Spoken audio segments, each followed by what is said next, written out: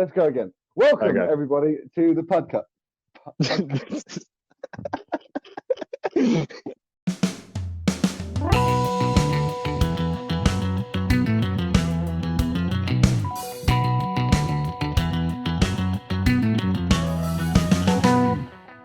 Welcome, everybody, to the first episode of the Sights and Sounds podcast with me, Cameron. And me, Sam. And today's episode is a pretty general one. Nothing too sort of deep. Some disclaimers. Well, just generally. So, kind of the idea behind this is that me and Cameron love all things entertainment, whether it be music or films, TV, maybe some video game stuff one day. Who's to say? So yeah, we just thought, hey, we talk about this stuff a lot. Who maybe the world wants to listen. We don't know if they do want to listen, but we will soon find out. Hopefully they will. Hopefully they will. Kind of some up top disclaimers. Everything we're about to say is entirely our opinion. If you think our opinion is wrong, that is completely fine. You can have your opinion. Don't get angry at us for having an opinion that is different to yours. You can leave if you get 10 minutes into this and you hate how we talk and all of our opinions. No one is forcing you to listen. So if you completely disagree, that's fine. Everyone has their own opinions. I'm sure I've got some controversial opinions. I'm sure Cameron does too. Okay, great. So today's episode, we are talking about our favourite acting performances. Now, I find it interesting because this is not what we think is the best acting performance. This is just our favourite. What's also quite interesting, Sam, is that you just said to me a minute ago that you was quite struggling with trying to find one. And what was it you said? You don't know why you think... Yeah, I think one of the big things I've realized is it's really easy to pinpoint why you don't like a performance or why you think a performance is bad. But when a performance is good, I think it's harder to work out exactly why that is. So I kind of took a... why it's better than others. Yeah, exactly. Yeah, I think so. I kind of took a look at some of the films that I personally love, films that I've seen quite a few times and that I know a fair bit about. Yeah, it's quite hard to, at least from someone who doesn't know a whole lot about the ins and outs of acting, as you do, because you do an actor's course. I do, because I am a professional actor. Yeah, he has sold out with the West End on multiple occasions, the entire street. Sam, name one West End theatre. I'll give you a tenner. The Hazlitt. That's in Maidstone. Okay. A fantastic start. Great start. Okay, well, I think I wanted to sort of share this quote that I read with the people. Basically, I was doing some reading for a class at uni, and it was all about how directors work with actors. Yeah. And he was saying something about like what he sees in good acting. And this quote, so it says, great performances exude both exactness and a powerful sense of freedom. Okay. Now, as wanky as that sounds, I really liked it, particularly because I think the word exactness is like you're watching a performance and you think, damn, I believe that. Yeah. I believe everything you're saying and what you're doing. And then a powerful sense of freedom. This is my favorite part about acting, is when you're watching a performance and you don't know what they're going to do next. Okay, yeah, I can understand. You know that. What I mean? As an actor, how much? God, you can tell that I did a journalist degree. This is turning into an interview. How big of a role would you say the actual script has on how good a performance is? As in, do you think you can get a good performance out of a bad script? It's interesting you say that, because I think you can. Okay. I think for me, there's two types of actors. There's good actors, and then there's fantastic actors. Yeah. Good actors can give a great performance given a fantastic script. Yeah. Fantastic actors can do a great performance regardless of script. Yeah. Most of the time. This is very generally speaking. Yeah. Now, my examples for that would be Jared Leto. I really like Jared Leto. I think he's a good actor. Yeah, I agree. I think he is as well. But his Joker, given a good script, I think he'd crush it. Yeah, I agree. I think as well, it's difficult to say because he really didn't get as much of a role as he was marketed to. And I know he was upset about that as well. Yeah, sure. Given a good script, I think he could do it really well. Yeah. And I do kind of think there is sort of a few things of like, oh, he just made some really weird choices with the character. I'm like, yeah, okay, I can get that. But I do think a lot of it was to do with the terrible script that was in Suicide Squad. Yeah, I agree. Yeah, I agree. I think Yeah. there's a good quote from I'm like fairly certain it's Christopher Lee. I might be completely wrong, but basically because he's done quite a lot of what could be regarded as shit films, and he got interviewed about it and said like, well, why does an actor of your caliber kind of do all of these naff films and all these crap films and stuff? He says, well, the trick is every actor is going to have to at some point do shit films. Just don't be shit in them. And I think that's quite a good sentiment. It's about what you do with what you're given. Yeah, And 100%. my other example of it would be Ewan McGregor, who I think is a fantastic actor, and I use this example Yeah. all the time. In the prequel trilogy of Star Wars, particularly Revenge of the Sith. Yeah, Okay? he's definitely the standout in that lot. Yeah, he is. As much as I love those movies, the script is beyond awful. Yeah, no, I couldn't agree with him. Yeah, I don't think that's a controversial opinion. But like the point I'm making is Ewan McGregor, I think he's a fantastic actor because he can take a bad script, like let's take specifically Revenge of the Sith, and absolutely crush it. You know? Yeah, I agree. I think there are good moments of that script. I stand by that. That end bit all on Mustafar is like some of the best Star Wars there is. I think that's quite emotional and intense, and I think that's quite well done. And I think the dialogue in there is pretty good. But still, the rest of the movie, questionable in script. Yeah, agreed. But do you know what I'm trying to say? A good actor can do well with a good script. Yeah. A fantastic actor, in my opinion, can do well with a fantastic with any script. I mean, good or bad. No, 100%. It's just about what you do with it. And that thing you said about Christopher Lee, I don't know who Christopher Lee is. Who is he? Count Dooku. Oh yeah, of course he is. The original Dracula. What's that? You know he wrote a metal song. Yeah, I do know that. Yeah, I do. It's flat. Okay, well let's kick off. So Sam, if you'd like to give your first acting performance. Of course. I'm going to go with the wondrous Christian Bale in American Psycho. I think that an amazing performance. Have you seen American Psycho yet? No, see, I've not seen it yet. I've seen clips. Yeah. I've seen clips and I know he's good and Christian Bale is one of my favourite actors, but I've not seen he's incredible. But yeah, I just think his portrayal of an actual psychopath in this film is captivating, to use a worn out expression. But it is like the way the film opens is such a unique start to a film. It's just him describing his everyday morning routine in a very kind of monotone and like just completely soulless voice. And it goes on for quite a bit, but the whole time, like it's really engaging.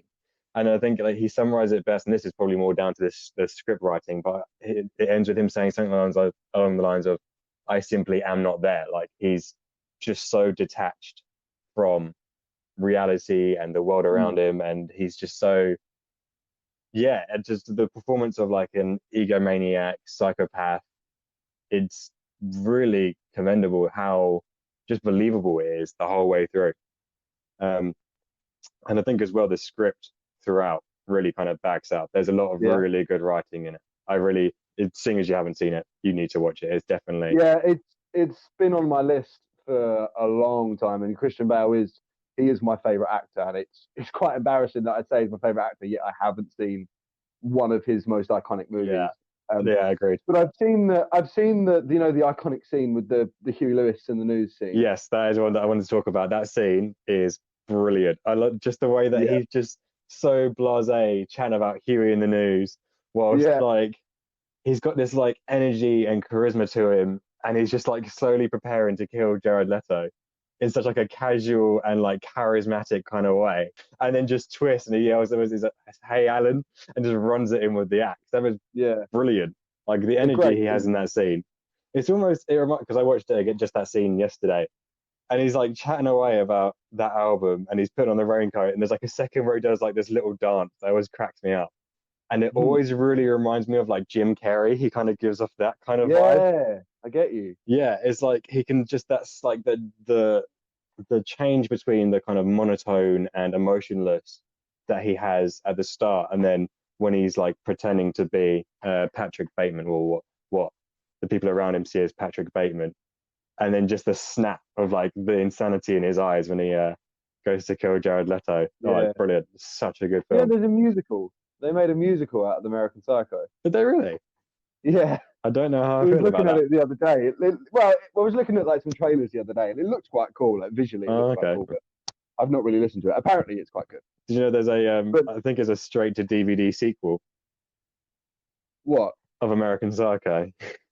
What, the musical? No, of the original film. There's an American Psycho 2, and it sounds absolutely awful. It's got Really? yeah, it's got Mila Kunis in it. Oh no. Yeah. I've not seen it, I Uh, refuse. Christian Bale didn't reprise his role, No, did I don't think he makes an appearance. he? Good. Um, yeah, I think that's a great choice. I love Christian Bale, and yeah, that scene in particular is I think I've seen that and another, but I can't remember what the other one is. It might have been. Have you seen the bit with the business cards? That's quite like an iconic scene No, where I'll they're tell you all. what it was. It's the bit. It's only a very short clip of where he's just walking through like some business hall, Yeah, and he's listening to "Walking on Sunshine." yeah. And he's just Um, completely like shark in the water, dead stare forward the whole yeah, time. Yeah, yeah. I've just seen that bit. Obviously, I've got no context of what happens or what's happened or what he's yeah, going to do. But I just think that scene. I'm just like, wow. I'm so like. I think what's great about it is coming from someone who hasn't seen the movie, yeah, watching that one scene, knowing no context of what's happening in that bit. I'm already so intrigued about what he's doing. yeah. And Do you know what I that's mean? such a credit to his performance in that is that Yeah, he creates such like a. It's almost an otherworldly presence where you like you said earlier, it's so unpredictable what he's going to do next. Is he going to like because like in that scene with the voice and what Huey in the news, he's just having a casual conversation, and yeah, then he just snaps.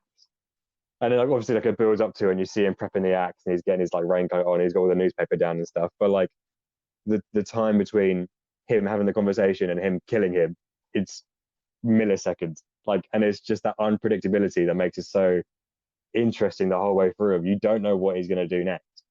and I think I think that's definitely one of the things for me that makes a great performance and also a performance one of my favorites. Yeah. So I think that's a great one to start with. Nice one, Sam. Thank you, Cameron. Should we move on? Yes, we can move on. Okay, so my first pick is going to be, and I don't think you've seen this movie. Okay. But it's Casey Affleck in Manchester by the Sea. Oh, you mentioned to me this the other day. Yeah. Yeah. You not watched it yet? Not yet. God, Sam. I've got a whole list I'm working through. So, Casey Affleck, I'd never really thought of him as that, like, oh my God, Casey Affleck, Yeah. up there with people like Christian Bale, because, I purely because I've not seen many of his movies. But a friend of mine suggested this and he said, if you want to see grief and true loss, Yeah. then watch that movie. So I kind of put it off for a while because I was like, oh, it sounds really depressing. Yeah. But then when we obviously got the idea to do this episode, I was like, right, okay, do you know what? I'll give it a go. And I only watched it like last week. Okay. Yeah. And Yeah. it's already in my top 3. Fair enough. Honestly, it is. So the movie is a very naturalistic movie. It's a very raw and very emotional and very, very much a human story. Yeah. It's not like American Psycho. It's certainly not fantasy like Star Wars or anything. It's a very grounded story, and he plays a very grounded character. Okay. He plays an uncle, and basically his brother dies of a disease. I can't remember what it was, and then he to his surprise ends up having to take care of his 16-year-old nephew. Right. Okay. And he was like, whoa, he never told me about this. And he suddenly just got this kid dumped on him. And I won't go into too much detail. I don't want to spoil the movie or anything, but he has gone through so much other shit beforehand. And he is just a depiction of a broken man. Right. Okay. This sounds like a really cheerful film, doesn't it? Like my friend was saying, it is and I really believe him. It's a real depiction of grief. Yeah. Okay. And when I was watching the movie, I was so confused for like half the movie. I'm thinking to myself, why is he not like kicking and screaming and crying his eyes out 24/7? Because he's just so like monotone and emotionless. Yeah. And it's so captivating, but so confusing at the same time because you're thinking, why is he acting like that? But then you think to yourself, well, hang on a minute. I mean, me, for one, I've never been through anything like he's been through. No. This Yeah. character. So I'm like, well, how would I to know? How obviously I was expecting a movie of shouting 24/7, crying and all that, and that's not what you're walking into. Particularly from Casey Affleck's performance, it's a very real depiction of grief. Okay, that You sounds know, really interesting then. it Yeah, is. I think it's good to kind of subvert expectations like that in films. I think it's good that you literally said you went in expecting one thing and got something completely different, and that is the signs of a good actor well, yeah, that's when they it. do And something completely different, yet you're still so impressed and moved by the performance. and moved is a great word. I was very emotionally moved by the performance. It was great. Honestly, I couldn't recommend it enough. And it was so frustrating because sometimes he just wouldn't cry, and I'm thinking to myself, why aren't you crying? You know, this has just happened. How are you not crying? You know. Yeah, But then I'm thinking to myself, like, after what's happened, he's just all cried out. He is just like, you can just tell he's just got nothing left, yeah, and you're just thinking this is awful, but it's so captivating. And he really, in terms of his performance alone, he really carried the movie. yeah. Okay. You know, everyone else in the movie was great. Don't get me wrong, everyone else was really good, but his performance just really was so gripping. So yeah, I think to kind of round that one off is it is so raw. It's Yeah, such a raw performance and a raw depiction of a true broken man. And he does it so well with all these interesting choices. It's not, you know, don't walk in expecting, oh my God, all this has happened, crying all the time. Because don't that's expect the, Arnold Schwarzenegger having a meltdown from the chance of yeah, speed. this is it. This is it. You know, so it's it's so interesting, and it's so Yeah. interesting to see what he does with this script, and it's so interesting to see how Casey Affleck portrays grief. Okay. It Maybe almost not makes you the think, most cheerful suggestions during a lockdown. no, maybe. Well, I mean, if you're an actor, I definitely suggest you watch it. You know, Yeah. but I suggest everyone should watch it. It's a great movie. It might put you off having kids, but you know, What's a good film without completely altering your life decisions? yeah. Well, you know, we've got to have it in there, don't we, Sam? So yeah, all in all, Casey Affleck, the better of the Affleck brothers. Oh, what a controversial take that is. No, like Ben Affleck, I just haven't seen many of his movies. Yeah, that's fair. I've only seen a handful of his as well. Out of the Affleck brothers, Casey Affleck won, Ben Affleck nil. No, actually, no. I Ben mean, Affleck, Casey Affleck 2. He gets yeah. 2 points for his performance alone. Okay, I think he should get Affleck should get some bonus points for that warehouse scene in Batman vs Oh, Superman. come Although that's technically his on. stunt double. Oh yeah, true. Well, Um, on your very cheerful topic of grief, I've actually got one that I've put in for the exact same reason. oh uh, no. this is one that I know that you've not seen because it would scare you to death. Hereditary, the lead actress Toni Collette.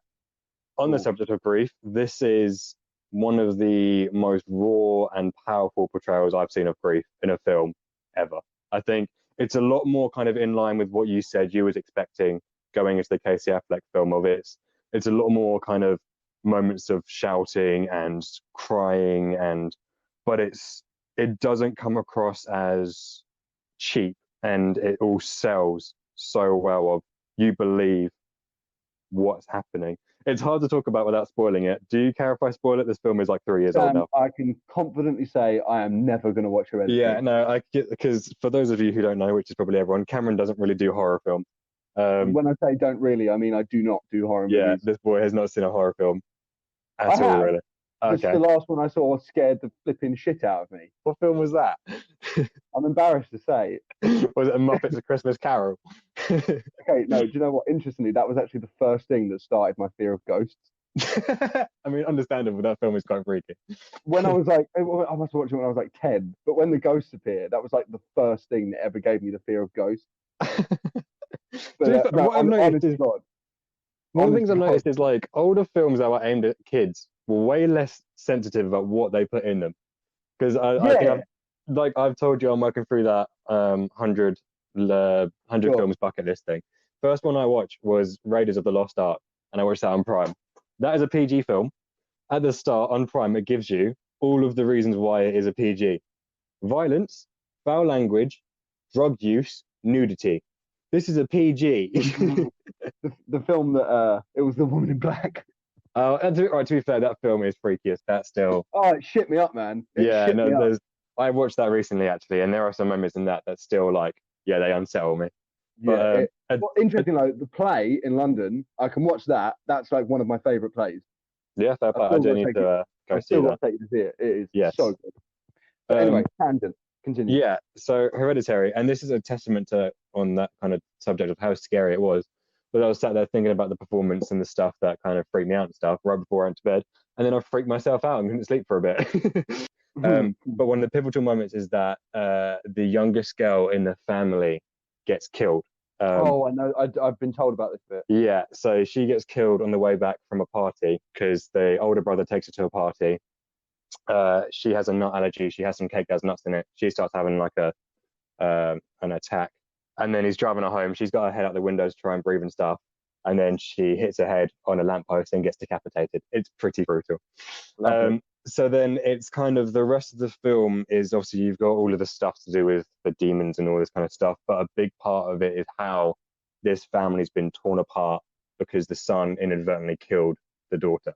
And it's about kind of the relationship that then has with his mother and how she doesn't want to blame him, but she can't help but not, and how it's kind of just really emotionally charged between the two of them. And there's this great scene where they're all kind of sat around the dinner table trying to live happy family.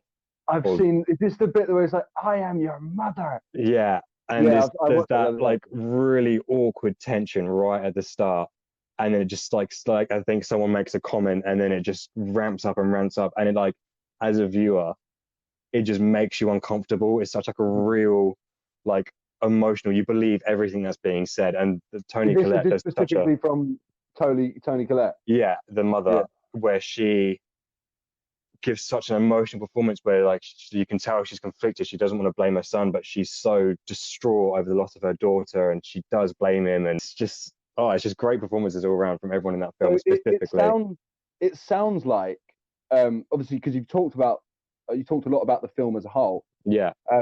So it kind of sounds like that Toni Collette's performance, or the script, really lent itself to a great performance, is what I'm saying. Yes, 100%. Her portrayal of grief and like all the different stages, because it starts as well with her mother dying. So already there's like a damper on the film, and then she loses her daughter, and it's this like progression of a woman going through grief, and then the lengths that she will go to, and then they get like ends with her trying to perform a seance, and her like manic optimism that something like this could work, and you believe it, and how just it's hard to explain when I'm not an actor. Like these are the things that are good about this performance, but like the whole time you believe like someone who's gone through this much shit, for lack of a better word, would go to such extreme lengths to try and rectify the situation, like trying to go through with a seance to try and contact her daughter, and how you can really see like the light in her is still there, of like the optimism of she's trying so hard to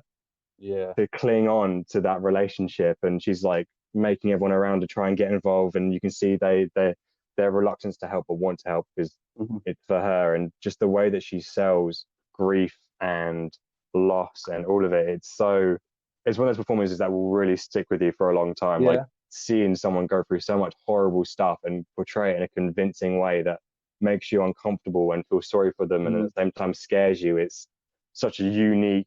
That's a good performance. That is a good performance. But it's why Hereditary is hands down my favorite horror film. I think that is horror done exceptionally well. I think that's kind of widely agreed upon. I really recommend you watch this film. I know you won't, but it is a masterclass in filmmaking. And just like, because I showed you the score as well. The score is amazing. The score is good. The cinematography, even the score, Sam, even the score is enough to unsettle me. Yeah, that's the whole point. The whole point of the film is the whole way through you are feeling unsettled, and Toni Collette does a great performance and adds to that so well, of just being this person who's on the brink after losing everything. They're never settled. They're always, it's in the same way that, obviously a completely different scenario, but the whole thing with Patrick Bateman being so unpredictable, of this woman has gone through so much, so you don't know what she's going to do next. There are some key kind of moments with her and her son that make you kind of question their relationship, and you don't know what way it's going to go. And yeah, it's that like you said, the unpredictability and the believability of the performance it's intense. So if anyone out there is a horror fan who hasn't seen Hereditary, which I feel like is going to be a very small percentage of people who can watch it, it's great. Good stuff. Well, I might watch it. I'll watch it with you if you hold my hand all the way through. That's fine. We can spoon and we'll watch it. Yeah. All right, good stuff. Okay, so should we move on? We shall move on. All right, here's one. I'm going to mention this one first, actually, because I know you've seen this one. Okay. And I know you've got to agree with me here. Javier Bardem, No Country for Old Men. I No knew you was going Country to for say Old this. Men. Yeah, I was debating putting this in my list, and I thought you might say this one. Yeah. I was genuinely on the edge of my seat for the Yeah. whole movie, Yeah. but particularly when he was on screen.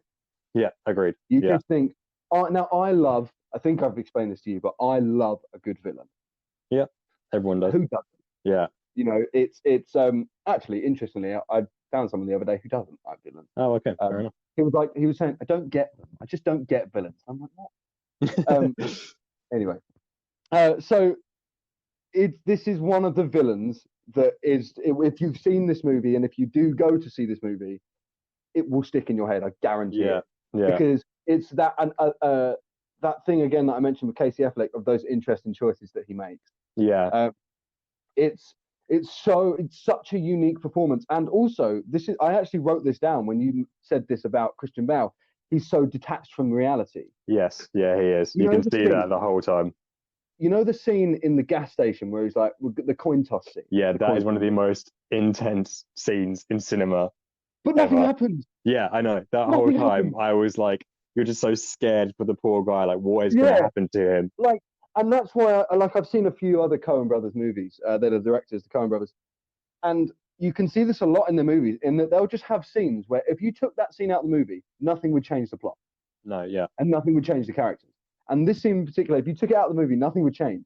But you cannot take that scene out of the movie. No, you can't. It was so good, but particularly about that scene, about being detached from reality. There's this bit where he just like repeats what the gas station guy is saying. Yeah. He says something like, I think I wrote it down what he said. I can't remember what it is he said, but he just repeats what he says and he's like imitating. Yeah. He like imitates his guy as if he's a robot or an alien from another world. Yeah, he's trying to blend in and yeah. You know, I can't think in Stranger Things. Yeah. You know, Elle.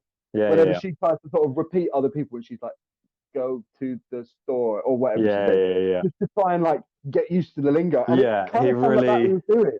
Yeah, he really kind of creates a character that like almost doesn't seem human. Like he's got a very much like kind of Terminator quality about him where he has one objective in his mind and it's just to kill anything that gets in his way. Or not even if it gets in his way, if he'd get enjoyment out of it. Yeah, or causes some kind of inconvenience to what he's doing. Yeah. But yeah, I agree. It's a Terminator-like. Yeah. That's a great analogy. One of my the moment that you kind of really get a look at to what this character is like. It's really early on in the film where he's in custody, and he gets out, and he's choking that guy out with the handcuffs.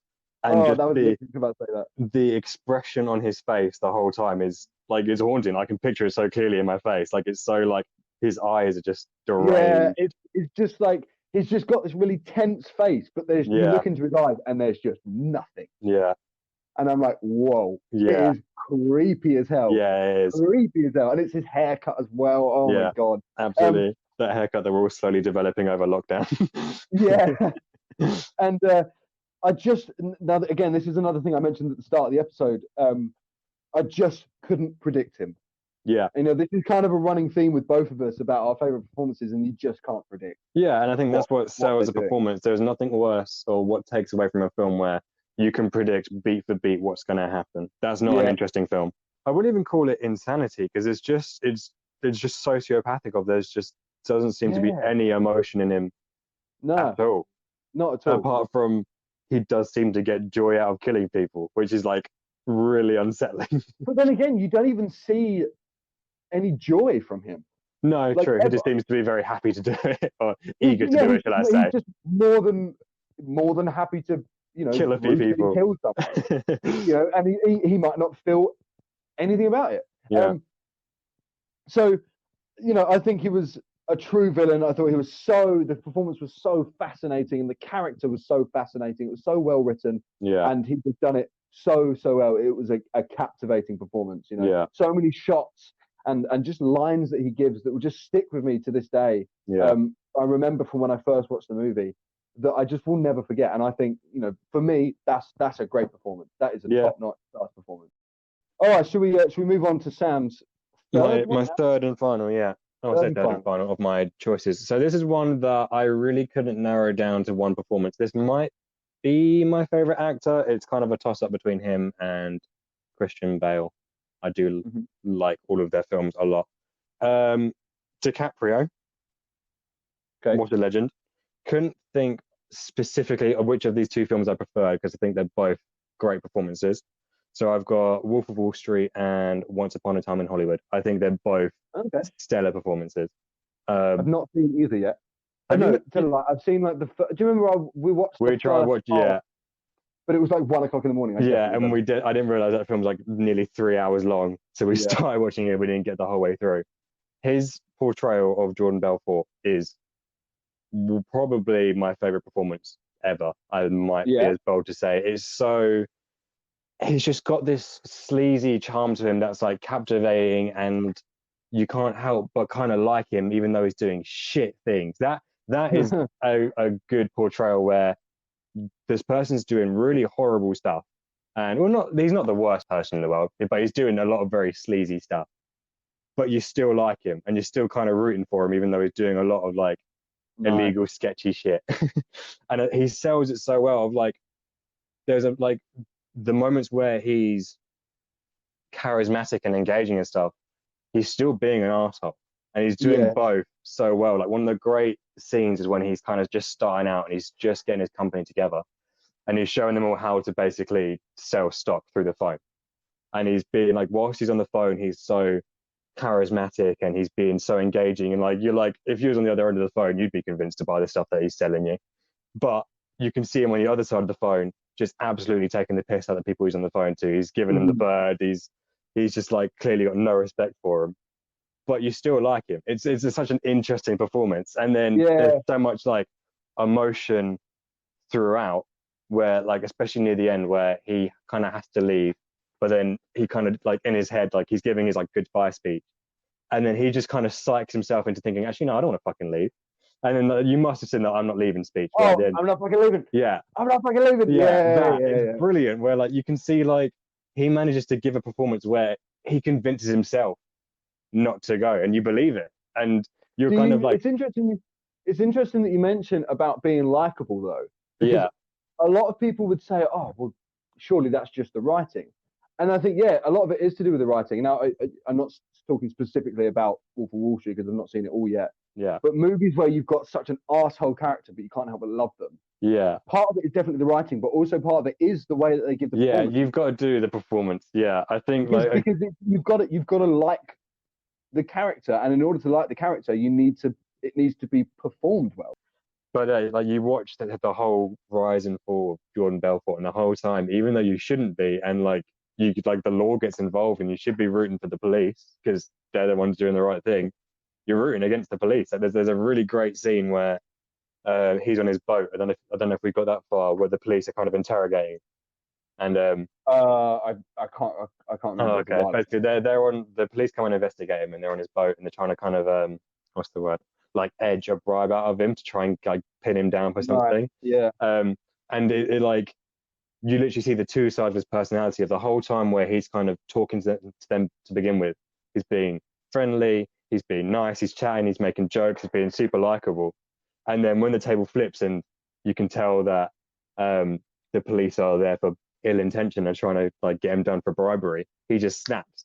But he's still being like about it. He's like saying like, just get the fuck off my boat. But he's being like friendly and charismatic and stuff. And then he's chucking the money at them at the end. He's like, these are cool fun coupons and stuff. And it's like, he's being an asshole, but you like him for it. There's in fact, my next performance has that exact kind of likable thing about this dickhead character. Yeah. You know. Yeah, and I think that's such an accomplishment to have a character who is so fundamentally, you should not like them, because you ask anyone on the street, do they like the people sat in Wall Street? No. But then you create this character that's so iconic. But I think it's so easy when you get a character like that. It's so easy to fall down that hole of just playing this arsehole and the audience is not liking you. Yeah. But he brings, I think, what's great about it. But again, I've not seen the whole movie, but from what I have seen, is that he brings such a human side to it Yeah, that the audience can maybe empathize with, but definitely resonate with, and definitely sort of relate to in some kind of yeah. way. It's very much a success story in film of you literally see him at the start where he has nothing and he's just starting Yeah, out on Wall Street and he's yeah, the fish out of water there.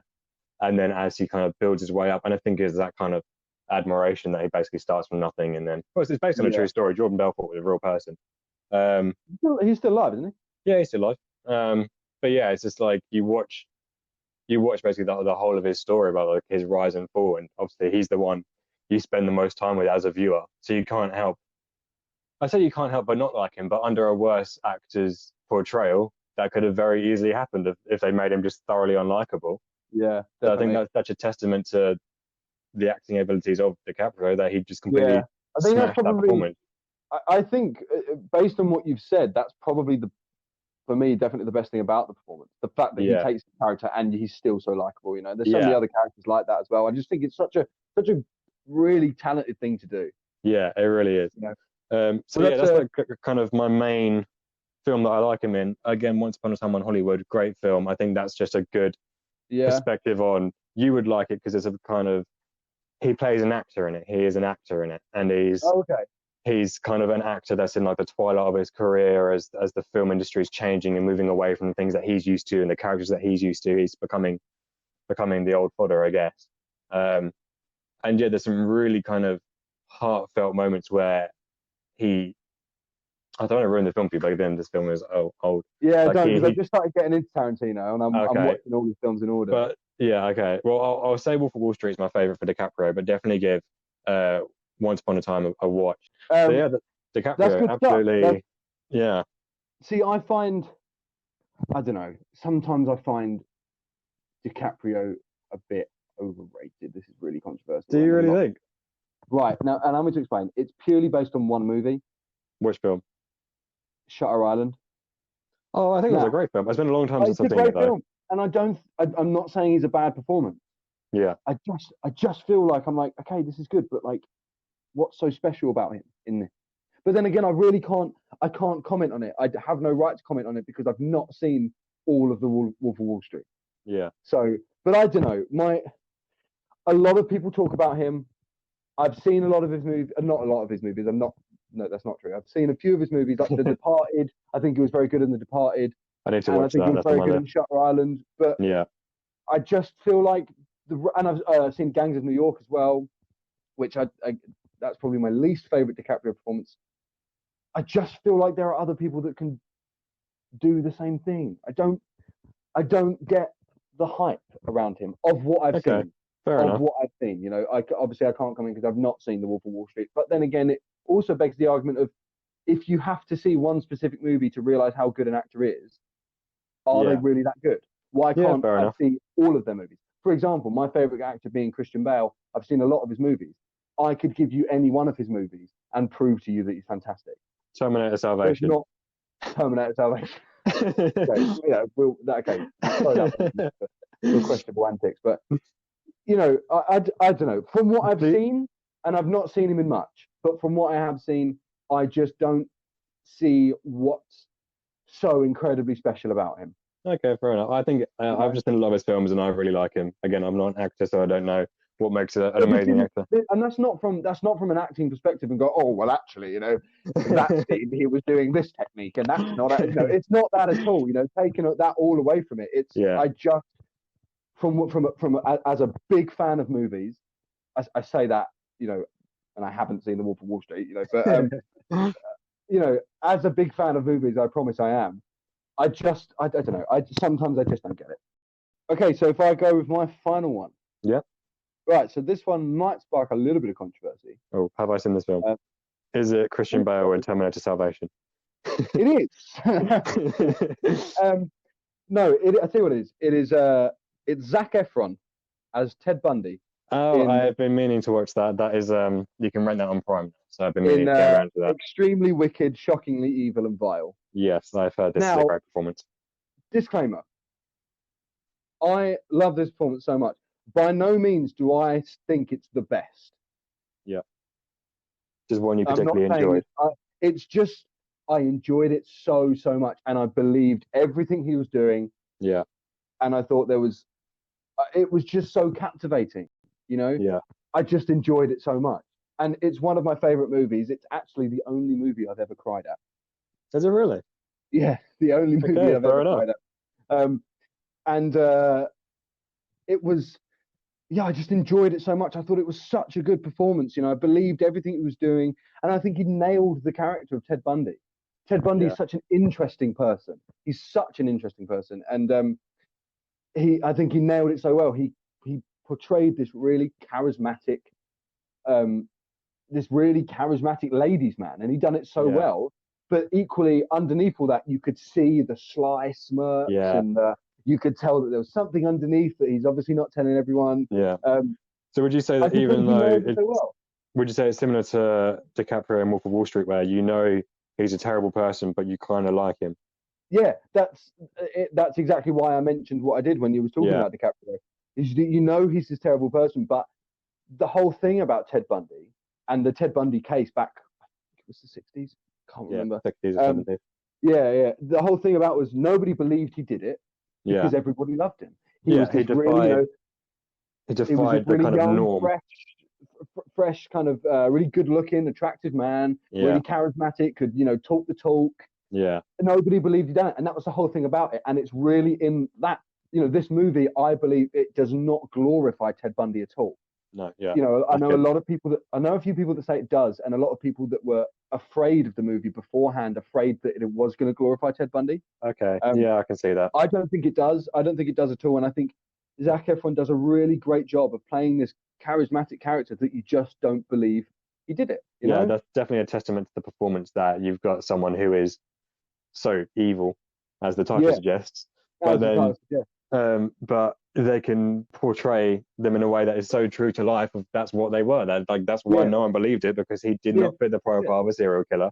He could, like you say, talk the talk. He had that charisma that it was just unbelievable. So if there are moments in the film where you find it almost unbelievable that he was doing it, that is a great testament to performance and on the part of Zac Efron for portraying it so accurately.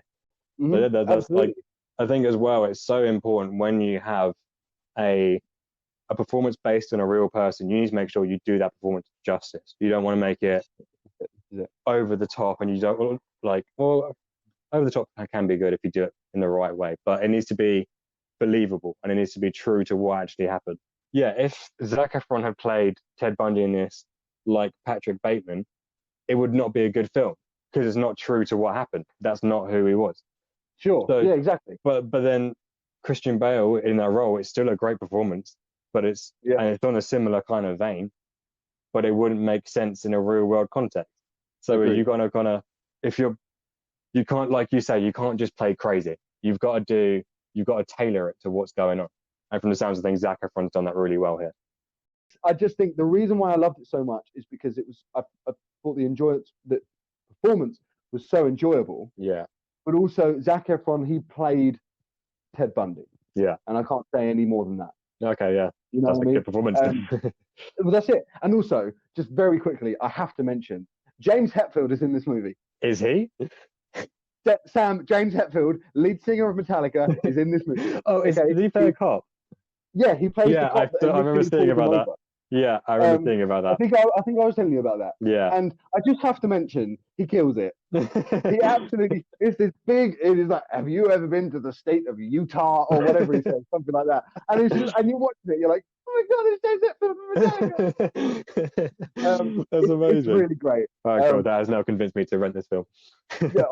Please watch it. It's so good. And also, not to like plug myself, but I wrote a song about it. You know. Okay. And if a movie and specifically a performance can make me write a song about it, then it's good. Okay. Song is coming soon. Nice plug. So seamless. Seamless plug. You know.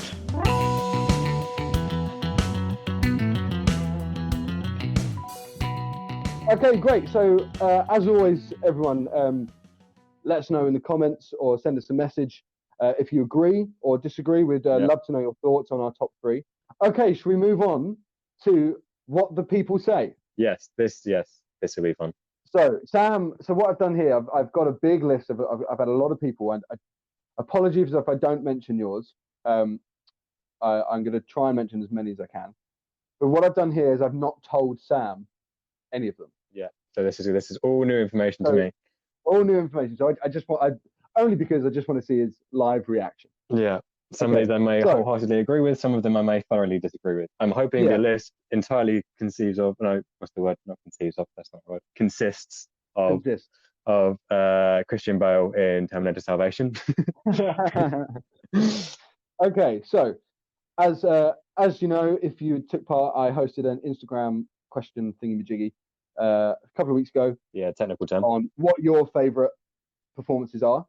So here we go. So first off, we've got a few of these are people that you don't know and people obviously mutual friends of ours. Okay. So we've got a friend of mine called Drew from uni who says both Matthew McConaughey and Jared Leto in Dallas Buyers Club. Oh, that is a film that has been on my list to watch for a very long time, and I've not seen that yet. Yeah, I've heard that's really good. Our friend Alice Abbott, she says she's got two. Jennifer Lawrence as Katniss in The Hunger Games. And she also said, and now this one I absolutely agree with. I don't know if you've seen it. Emma Thompson in Love Actually. Never seen Love Actually. I know, controversial. Dude, you've got to see Love Actually. It's so good. Okay. But and I know she did actually mention specifically this scene. I won't spoil it for you, but everyone will know what scene I'm talking about. And then Eddie from uni says Gary Oldman in Leon, which I've not seen. Again, yeah, I've not seen that film, but yeah, Gary Oldman's just again one of those people that every time I see him in something, I can love him in it. Yep. Katie Short has said Olivia Colman in The Favourite or in anything, as in any movie she's ever in. No, I've not seen The Favourite yet, but I've watched The Crown, and Olivia Colman is incredible. Okay, those are both things about the royals, aren't they? The Favourite is about a royal family. I can't remember which one. But yeah, Olivia. The Crown is about the current royal family. Fair enough. Not really my thing, but fair enough. But yeah, Olivia Colman, very good. Did you know Olivia Colman is in Hot Fuzz? Is she? Who is she in Hot Fuzz? She plays when he moves to wherever he goes to, yeah, where Nick Frost's character is.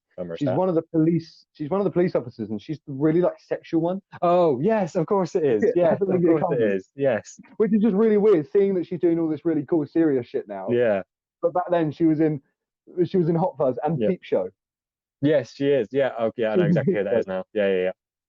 And then Ellie, my wonderful girlfriend, said, "No, can't argue with this. Johnny Depp as Jack Sparrow." Yeah, iconic. Such a likable and fun character. And then she also said, and this was mentioned a few times, and I know you've got a few things to say about this.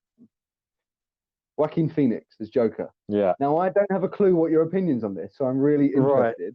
Right. It's a good performance. Don't get me wrong. Yeah. I don't think it's Joaquin Phoenix's best work by far. Yesterday I watched Her, and I think that is a far better performance from Joaquin Phoenix. That performance genuinely moved me. I think. This is going to sound like I'm shitting on a film that I do actually like. I like Joker. I think it's massively overhyped. I think that everyone says it's such an important film about mental health, and I can't deny that it's a big part of the film. Yeah. But I don't think it's done justice. It's just him yelling about the fact that he has mental health problems, a lot of it. And I think the speech at the end... Controversial. I know it's controversial. And I think the speech at the end where he's on the Murray show isn't a great speech. He's basically just yelling what the plot of the film is about, that everyone's depressed and stuff, and controversial. I know it's controversial. It's because there's no subtlety to it. It's just him yelling what the film has been about the whole time, about class oppression and all this kind of stuff. And it's not really saying anything, just that it exists. And I think a topic as delicate as class conflict needs more nuance and subtlety to it, rather than just maybe something more raw, like Casey Affleck in. Yeah, well, that's the thing is that because I watched Her, and that I debate putting it on the list, but I was like, I know we're going to talk about this, so I want to save it for here. That is a better performance because it's raw, and it's about, for those of you who don't know, it's about, if you've seen Black Mirror, it's similar to Black Mirror, about a guy who falls in love with an operating system on his phone. And it is such a beautiful and moving exploration of like loneliness and like the highs and lows in a relationship, and kind of what love can actually mean. I know that sounds wet, but like it makes sense if you watch the film.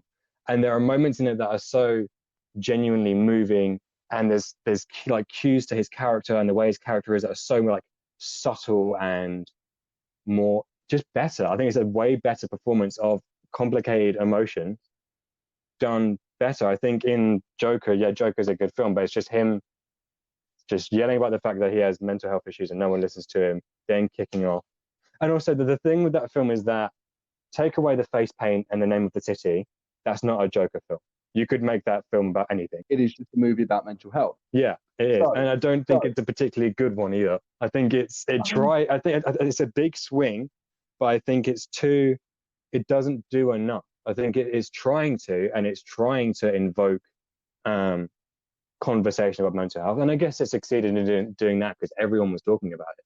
But I think it's not really going about it in a artistic way as it thinks it. I think the film thinks it's doing a much better job of doing what it actually is. I think it's kind of I think it's screaming about mental health in a way that, yeah, it's just not. I don't think it's as impactful as people make out that it is. I don't think it says anything new or does anything new, really. I think you look at, because the biggest comparison is the film Taxi Driver, which I'm yet to see, but apparently it's just Taxi Driver again with a lick of paint. My brother says that Joker is Taxi Driver and the King of Comedy. Yeah, which I yet to see both of those. And like, don't get me wrong, I like Joker. I think it is a good film. I just think it got way too overhyped and given this is cinema status for something that was, I think, quite an not average, it's above average, but I think it's not as groundbreaking as people made it out to be. It doesn't completely rewrite the conversation about mental health. It's a bullhorn in a conversation, in my opinion. I somewhat agree with some of the things you said. I think it is in places overhyped. Yeah. And in his performance as well. I loved the movie. I thought I really enjoyed the movie. I really did. But I think that was much more from a comic book fan perspective. Yeah. Like the Easter egg at the end, spoilers to anyone who hasn't seen the movie, the Easter egg at the end where you watch who's supposed to be Joe Chill go to kill Thomas and Martha Wayne. Yeah, I wouldn't even say that's an Easter egg. It's just so blatantly like ham-fisting in the Batman lore I feel like that's just them reminding you that this is a Batman film. You could just take that scene out and it impacts nothing. What I'm saying is, as a comic book movie fan and a huge Batman and Batman universe fan and DC fan, seeing that just little taster of possibly what's to come in further movies in this universe, that really excited me. And also, I loved the bit, probably my favorite part of the movie. He's killed Murray. Yeah. Everyone's run out of the studio. And you just see him do this little dance. Yeah, I literally watched that and I thought, that is the Joker I have read in the comic. Yeah, I think there are definitely good parts to it. But it's interesting you say about the alleyway scene, because to me, as someone who likes Batman, that just felt cheap. I think, like, for me, that just felt like, because I've seen Batman's parents die so many times, I don't care anymore. Yeah. Maybe I'm just easily pleased. I felt that was just kind of there to remind you, like, yeah, this is about Batman, kind of. But and again, it's interesting that you say that this is the Joker that you read about and stuff, because I really feel like it's not for me. Like, there's moments like that I think are good, but in my head, and I think we'll talk about this in a bit, the Joker is meant to be someone who's 10 steps ahead, who's got plans upon plans upon plans. He is not physically intimidating, but his mind is what makes him powerful.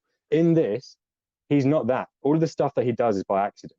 He creates a class movement, not out of intention of doing it. He just gets intimidated. He happened to have a gun and he shot the people. If those were homeless people trying to attack him, it would have been the exact same scenario where he would have shot them.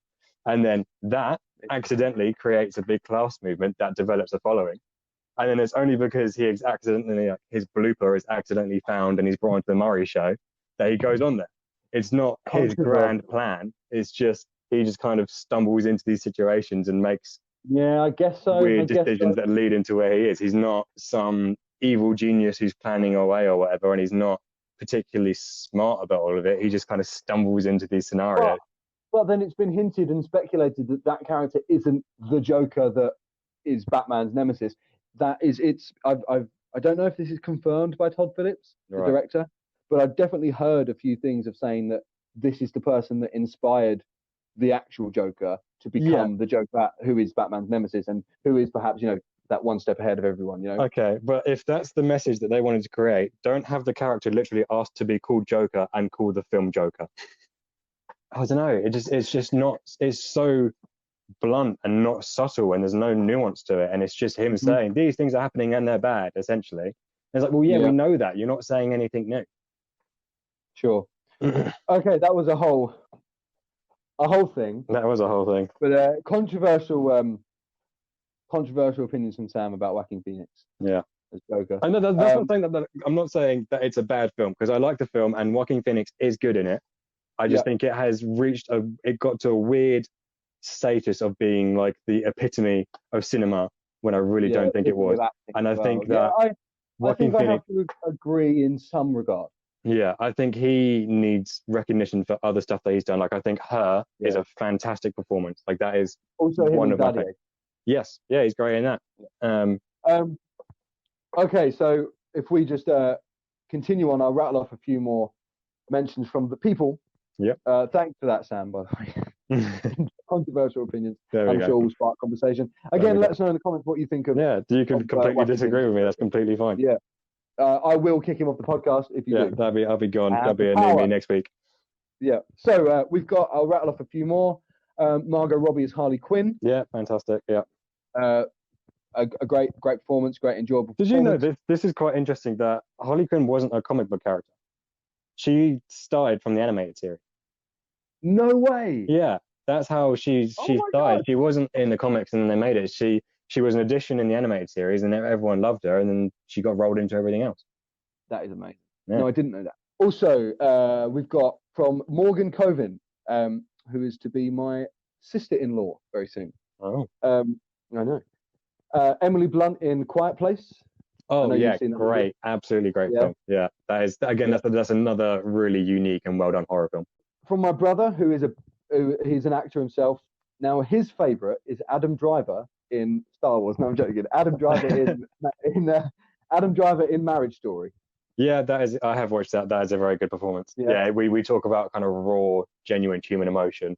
You don't really get better than that, really. That is a very impactful performance, and also great support from Scarlett Johansson. She's great in that as well. And she was in Her as well. She's great in that. Massively underrated as a good actress. And he also says this is one of his favorites. Now I really disagree with this one. Adam Sandler in Uncut Gems. I still have not seen that. I've heard it's really good. I hated it. I honestly hated that movie. I couldn't stand it. I found it so annoying. I just found it annoying.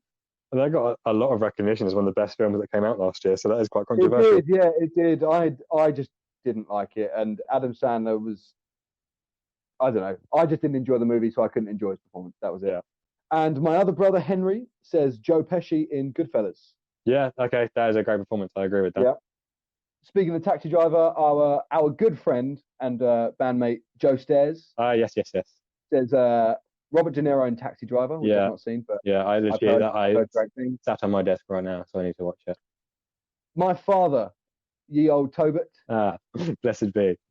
Now, I don't know if you've heard him talk about this movie, but he always talks about this movie. Okay. Russell Crowe in Gladiator. Which that has been on my list for some time.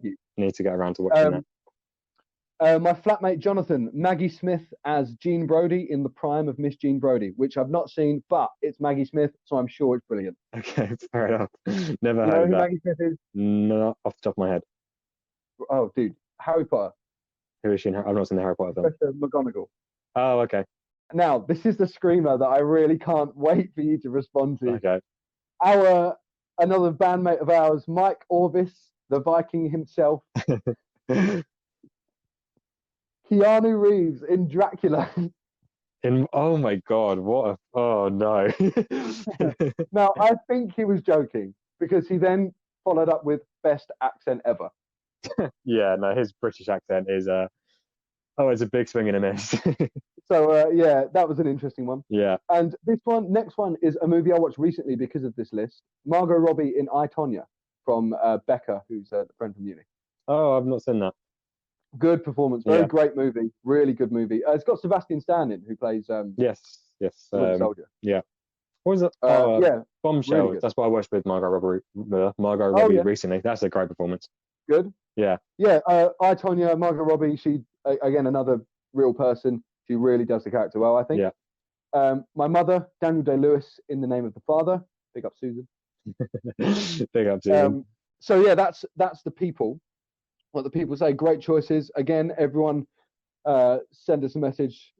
Put in the comments what you agree with, what you disagree with, and what your favourites are. Yeah, has Sam got And Joker now, completely wrong? Did he not understand it? Who's to say? yeah, Right, so this will be the final section of today's show, and we are going to talk about a performance that both me and Cameron are very favourable of. Again, we're not saying this is the epitome of acting and this is the greatest performance ever made. Well, it's up there. it is for me. Yeah, okay, yeah, I would say it is definitely one of the better performances ever put out. I will agree with you on that one. And it goes to none other than Heath Ledger in The Dark Knight. We spoke a lot about we spoke a lot about villainous performances earlier.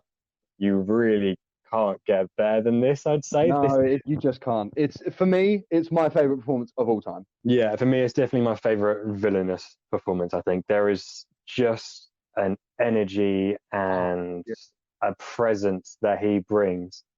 It's just an incredible. Yeah, he absolutely crushed that performance.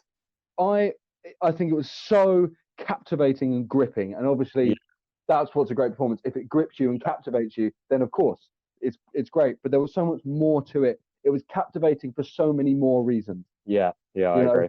I think particularly of the infamous interrogation scene. Yeah, that's one of those films, one of those sequences that I think is going to remain one of the most like definitive bits of cinema. I think agreed. That's such an iconic moment in cinema. Mm-hmm. And of course, we talk about his various monologues throughout the film. The Wacko Serious monologues.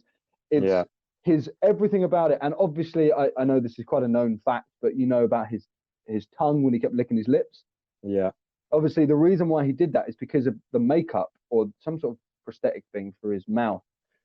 It kept like falling off or becoming uncomfortable, so he kept having to lick it to keep it stuck on. And that's why he does it. And then by the end of the movie, recognizable part of his character. Yeah, it's such a great mannerism. And again, going back to those interesting choices, I know I keep mentioning that without trying to sound too arty-farty, but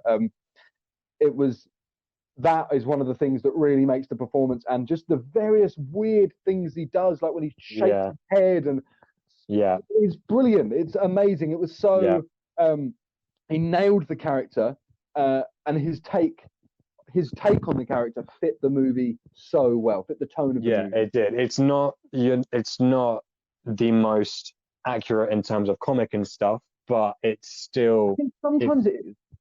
Sometimes it is, but it's not like the kind of more like if you look at like I think for me the truest portrayal of the Joker that matches comics and stuff is the one you get in the Arkham games. I think that is the most kind of Mark Hamill. Yeah, definitive Joker where he's like he's making jokes and he's wisecracking but he's still 10 steps ahead, that kind of thing. It's not that elements of that fit it really does this well, because you couldn't take that Joker and put it in the world that Nolan created. It wouldn't work. So what he does, he's tailored it around this, because obviously Nolan wanted to create a much more kind of grounded superhero film, which is in itself a really kind of unique idea. And it fits perfectly, and everything he does makes sense, and you just believe everything he's doing. Yeah, it is such a masterfully crafted performance, and every you can tell every movement and every choice and inflection and everything is done so intentionally to like create this character that is, I think, the reason why everyone says we've not had a Joker as good as Heath Ledger's was because his was so unique and so just unforgettable. That how are you ever going to top it, really? Well, that's it. Yeah, we spoke about Javier Bardem earlier in No Country, and that idea that just when he's on the screen, you don't know what he's going to do, and it's so suspenseful, and that is here as well, where Like I think one of the best examples is when he crashes the party and he shows up. That whole that is scene one of is the best scenes. so tense because you just don't know what is going to happen. And you speak to a lot of the extras in that movie were genuinely scared. And I remember an interview with Michael Caine, who obviously plays Alfred, who says that in that scene, I think it was that scene, maybe it was another scene, where he forgot his lines. Right. And he was supposed to Michael have Caine lines did. in the scene. I think it was Michael Caine. It might have been Michael Caine in another scene. Right. But I know in a scene with the Joker in, I think it was the party scene. Where either Michael Caine or another actor, I can't remember, was supposed to have lines, but he forgot his lines and didn't actually say them in the movie because he was so scared of. That's really interesting. Because Heath Ledger, he comes in and a lot of the performance is improvised. That comes across, but in the best kind of way. Yeah, a lot of not a lot of it is improvised. Obviously, the majority of it's scripted, but there are a lot of moments that are improvised, and that are some of the most iconic moments in the movie. And I think notably in the party scene where he crashes the party, that bit where he's going around all the people going, you seen him? Yeah. Touching all their faces. I'm pretty sure that's improvised. And you're just thinking, obviously, as an actor, if you're in that scene and you're watching the performance and you're thinking to yourself, oh shit, he's gone off script. And by virtue of him going off script, you already don't know what he's going to do. Yeah. So, and that creates like real reactions. Yeah, that translate so well. Yeah. And him playing the Joker, obviously, you as a human being not knowing what this person is going to do, you're going to be scared. Yeah. Whereas as an actor, if you're just acting, but at the same time in the back of your head, you know, okay, and then it's this line, then it's this line. Oh, there's my cue to do this. But if you don't, then you're lost where you are in the script. Suddenly, there's no script. Yeah. And suddenly, it's interesting, it's captivating, and it's gripping because everyone's performances around him are genuine. I have not been tailored. Are genuine, and that makes a good scene and makes a good performance. But it centers around Heath Ledger. Who are making everyone feel like. It's one of those performances that is genuinely unforgettable once you've seen it. I think. Absolutely. I don't think I've ever heard anyone say it's a bad performance because you just can't. I haven't. It's a very sort of common one for people to say. But then that's not without its merit, though. It's because there's reason for that. It's a good performance. Exactly. Yeah, I'm sure a lot of people listening are probably thinking, "Oh, for God's sake, of course, obviously, it's in every top 10 list ever." But it's true. I remember, this is a little tidbit. I saw this film when it came out in the cinema, so I would have been like 8, and it terrified me. Really? I remember asking my dad to leave because he scared me that much. You left the cinema? No, I didn't actually leave. My dad wouldn't let me because he paid for the ticket, and tickets are expensive. But I remember as a kid, it freaked me out because it's a scary performance, especially if you're younger as well. He is very intimidating and frankly scary. And as a kid, it shit me up. Wow. And it's not even a horror movie. What? Yeah, exactly. It's not even a horror film. It's quite interesting, actually. Great. Brilliant. Yeah. There we go. So we have definitively said the greatest movies of all time. Yeah. Any different opinions are wrong. Yeah, you're all wrong. So our Instagram is up and running. It is Sights and Sounds Pod, all one word. Make sure you check that out and give it a follow for updates and announcements. Send us some messages on your favourites.